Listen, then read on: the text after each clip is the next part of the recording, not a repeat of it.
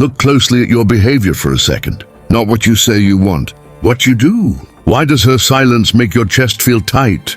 Why does one message from her flip your entire mood? Why does rejection feel like erasure, like you stopped existing? Here's the uncomfortable truth most men never hear. You're not addicted to her. You're addicted to what she temporarily fixes inside you. This is dark psychology, and it runs deeper than dating advice ever goes. Your brain learned something dangerous a long time ago. Attention equals worth. So when a woman looks at you a certain way, your nervous system relaxes. When she pulls away, panic activates. That reaction isn't romantic. It's chemical, conditioned. And once you see it, you can't unsee it. Because this addiction didn't start with women. It started before you were old enough to defend yourself. And in the next part, we're going to expose exactly where it came from and why it still controls you today. Here's the part most men resist hearing. This addiction wasn't created by women. It was created by absence. Somewhere early in your life, attention became conditional. Love wasn't just given. It had to be earned, chased, or proved. So your nervous system adapted. As a child, you learned, if I'm noticed, I'm safe. If I'm ignored, I disappear. That lesson never left.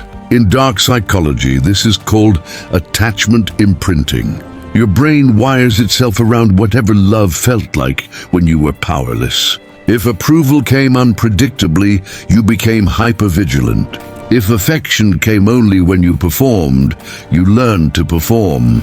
If guidance was missing, you learned to scan others for direction. Now fast forward to adulthood. A woman's attention doesn't just feel good, it feels necessary. Like oxygen, not because she's special, but because she activates the same emotional circuit your parents once controlled. And here's the disturbing part. Every time you chase, overthink, or feel crushed by indifference, you're not reacting to her. You're reacting to an old wound she unknowingly touched. But this is only the surface. Because one missing figure shapes this addiction more than any other. And in the next part, we're going to talk about the father wound, the silent force behind male validation addiction. Let's talk about the wound no one wants to name. The one hiding behind ambition, people-pleasing, and silent insecurity. The father wound. In dark psychology, a father's role isn't affection, it's orientation. Direction, release. A present father gives a boy something priceless, an internal sense of I'm enough. When that father is absent, physically or emotionally, something breaks. The boy never learns what grounded masculinity feels like. So he looks outward. He looks for someone to tell him who he is, someone to approve him into existence. And guess who fills that vacuum? Women, not as partners, as judges. Every interaction becomes a test. Every date becomes an evaluation. Every text becomes a verdict on his worth. This is why some men collapse at rejection. Why they become obsessed after one sign of interest. Why they lose themselves in relationships. They were never taught how to stand alone. Here's the brutal twist. A boy who never received paternal validation doesn't stop needing it. He just starts outsourcing it to girlfriends, to wives, to female attention. But the thing he's chasing can never be given by a woman. And that's why the more he needs her, the less attractive he becomes. In the next part, we're going to expose the most destructive illusion of all. Why so many men confuse romantic desire with maternal hunger. Here's where things get uncomfortable, because this is the part most men deny. Many men aren't looking for love, they're looking for soothing. They want to be calmed, reassured, emotionally held together by someone else. In dark psychology, this is maternal transference. A man who never outgrew emotional dependence brings childhood needs into adult relationships. He doesn't want an equal. He wants relief. Relief from anxiety. Relief from self-doubt. Relief from emptiness. So when a woman listens, comforts, or nurtures him, his nervous system bonds instantly, not because of attraction, but because it feels like home. But here's the trap. No woman wants to mother the man she's supposed to desire. At first, she senses the need and offers support. Then she feels the weight. Then the attraction dies. She didn't leave because she stopped caring. She left because she was placed in a role she never agreed to. And when she pulls away, the man panics. Not because he lost love, but because he lost his emotional regulator. So he clings harder, which pushes her further. This cycle destroys relationships silently, and most men never realize why it keeps happening. Because the problem isn't who they choose, it's what they're unconsciously asking for. And in the next part, we'll uncover how modern culture exploits this weakness and profits from it daily. Now let's zoom out, because this addiction didn't evolve in isolation. It's being fed. Modern culture has learned how to monetize emotional immaturity, especially in men. In dark psychology, this is exploitation through substitution. Instead of helping men mature, the system gives them replacements. Comfort without growth, discipline without guidance. Look closely and you'll see two dominant traps. The first is maternal content. Soft voices, endless validation. You're enough just as you are. The universe has a plan. Love is coming. It feels good. It soothes the nervous system, but it keeps men passive, waiting, dependent. The second trap is paternal content. Aggression, shame, man up, grind harder. You're weak. It feels motivating, but it offers no real structure, only pressure. Both are substitutes for what was missing. Neither creates maturity, so men bounce between comfort and punishment, validation and self-loathing, hope and collapse, and they call it self-improvement. But here's the psychological truth. Real growth feels boring, lonely, and sexy, which is why most people avoid it. So instead of becoming whole, they keep searching for the next voice, the next woman, the next hit. But the internet has an even darker weapon, one that removes responsibility entirely.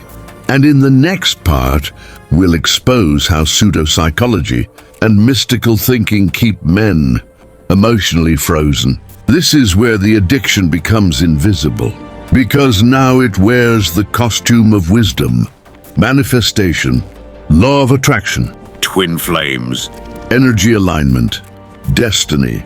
In dark psychology, this is infantilization through belief. These systems promise outcomes without responsibility. They tell you the universe will handle what you're afraid to face. If it's meant to be, it will happen. She'll come back when the timing is right. You just need to align your energy. Notice what's missing: action, ownership, change. This thinking feels comforting because it removes pressure. It tells the wounded child inside you that someone else is in control. But adults don't live like that. Children do. Men addicted to female validation cling to these ideas because they protect the fantasy. The fantasy that you don't have to confront your behavior. The fantasy that rejection wasn't about you. The fantasy that emptiness will fix itself. So instead of growing, men wait. They meditate instead of deciding. They visualize instead of building. They hope instead of confronting. And all the while, time passes. Years go by, and the addiction deepens. Because when reality doesn't change, the belief must be reinforced harder. More signs, more explanations, more excuses. But here's the truth. No one selling this content will admit. Nothing external is coming to rescue you. And the moment you accept that, everything begins to shift. In the next part, we're going to talk about the most terrifying step of all: growing up psychologically. Growing up isn't about age, it's about internal authority. In dark psychology, maturity begins when you stop outsourcing regulation. No one is coming to save you. No woman, no mentor, no cosmic force. And that realization hurts, because it means the comfort fantasy dies. Psychological adulthood starts the moment you accept full responsibility for your inner world, your emotions, your direction, your discipline. This is why many men avoid it. It's easier to chase validation than to build identity. Easier to seek approval than to tolerate uncertainty. Easier to be liked than to be solid. So men defer. They ask others to decide. They wait for permission. They call it being easygoing, supportive, open-minded. But underneath, it's fear of authority, especially their own. A man without internal authority will always submit to whoever offers direction. And in relationships, that often means women end up leading not because they want to, but because someone has to. This creates silent resentment, loss of attraction, emotional imbalance. Not because the man is bad, but because he never claimed authorship over his life. And here's the painful irony. The moment a man stops needing validation, he becomes naturally magnetic. Not because he's trying, but because need repels. And in the next part, we'll expose why getting the validation you want never fixes the problem, and often makes it worse. Here's the cruelest twist in this entire cycle. Most men don't escape the addiction when they get validation. They sink deeper. In dark psychology, this is called the empty reward. You finally get her attention. She texts back fast. She wants you. She chooses you. And for a moment, everything feels right. Your chest relaxes. Your mind quiets. You feel real again. But then something strange happens. The feeling fades. Not slowly, rapidly. So you need more reassurance, more proof, more closeness. Because external validation can't seal an internal fracture. No woman can retroactively fix your childhood. No relationship can replace missing development. No amount of desire can create self-worth. So the man either becomes exhausting or disappointed. He clings and drives her away, or he devalues her and starts scanning for the next hit. New woman, new hope. Same emptiness. This is why some men are surrounded by women and still feel hollow. Why attention never satisfies. Why the chase never ends. The addiction isn't cured by success. It's exposed by it. And the only way off this treadmill is to stop running. In the next part, we'll break down the exact steps that separate dependent men from psychologically grounded ones. This is where the work actually begins. Not theory, not motivation. Transformation. In dark psychology, breaking an addiction requires replacing the source, not suppressing the behavior. So here's the shift. First, name the pattern without excuses. Admit that your relationships have been driven by need, that you weren't choosing, you were chasing relief. No blame, just clarity. Second, trace the wound. Ask yourself what you're still trying to get from women. Approval, safety, direction, comfort. Whatever the answer is, that's what was missing early on. Third, become your own parent. This is the turning point. Develop an internal voice that can soothe you without external validation, and another that can challenge you without cruelty. Comfort and discipline, acceptance and accountability. This is psychological adulthood. Fourth, build a life that stands without romance. Purpose, physical strength, skill, community. Something that gives you gravity even when no one is watching. When your worth is internally generated, rejection stops feeling like death. It becomes information, and suddenly, you don't chase, you choose. But there's one final obstacle most men never see coming. The one that pulls them back just when they start changing. And in the final part, we'll expose it and close this loop completely. Here's the last trap. The one that drags men back just when they're close to freedom. Comfort communities, spaces that validate your pain without challenging your behavior. Echo chambers that explain your suffering, but never demand change. In dark psychology, stagnation often disguises itself as understanding. You'll be tempted to stay where you're understood instead of growing, to be affirmed instead of corrected, to be seen as wounded rather than responsible. But growth requires friction. Real men aren't built through comfort. They're built through honesty. Breaking the addiction to women isn't about avoiding relationships. It's about ending dependency. It's about no longer needing someone else to regulate your worth. It's about becoming whole before inviting someone else in. When you stop looking to women to complete you, you finally become capable of loving them. Not as mirrors, not as medicine, but as equals. This is the psychological transition from boy to man, from hunger to choice, from need to presence. And here's the truth most men never hear. The emptiness you've been running from isn't a curse.